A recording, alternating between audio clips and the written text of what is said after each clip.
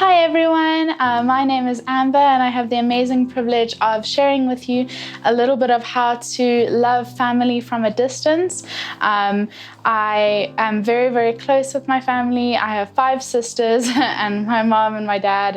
And before lockdown, you may know my husband Mitch. If you don't, where have you been?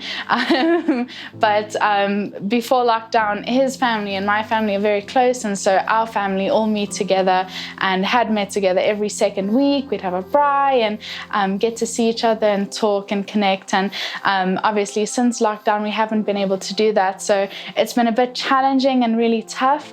But I've really been encouraged by, just the Greater Love series that we've been in, and also challenged. A lot of the lockdown tension has brought a bit of conflict and disagreements in the family. But especially last week, Megan's message challenged me on how I speak about family and how I honor them with my words and really when they're not around, how to love them from a distance as well. And I just, from that, I was also encouraged and challenged by a couple of other verses, which are Colossians 3 verse 13, which says, put on then as God's chosen ones, holy and beloved, compassionate hearts, kindness, humility, meekness, and patience, bearing with one another. And if one has a complaint against another, forgive each other as the Lord has forgiven you, so you must also forgive. And so I was really challenged by that, just to really have a compassionate heart towards my family, especially in this tough time. And also in 1 John 3, verse 16 to 18, which says, by this we know love, that he laid down his life for us, and we ought to lay down our lives for the brothers. But if anyone has the world's goods and sees his brother in need, yet closes his heart against him, how does God's love abide in him? Little children, let us not love in word or talk, but in deed and in truth.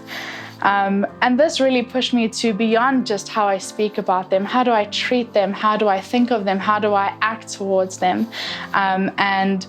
Since being challenged and encouraged, I think a few of the things that we've been doing have really helped. Some of the things have been calling them regularly, sending voice notes, checking in.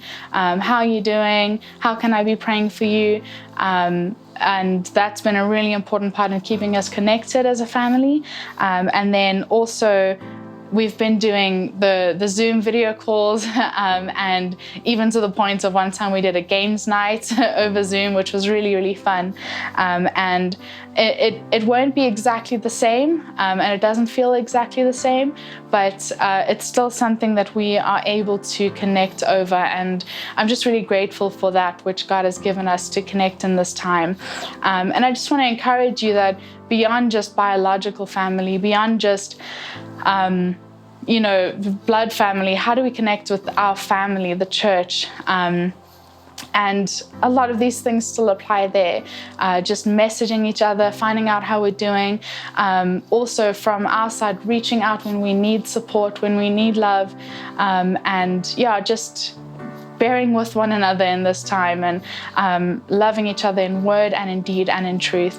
I love you guys and I miss you very, very much. And I look forward to the day when we can see each other again. But until then, love you lots.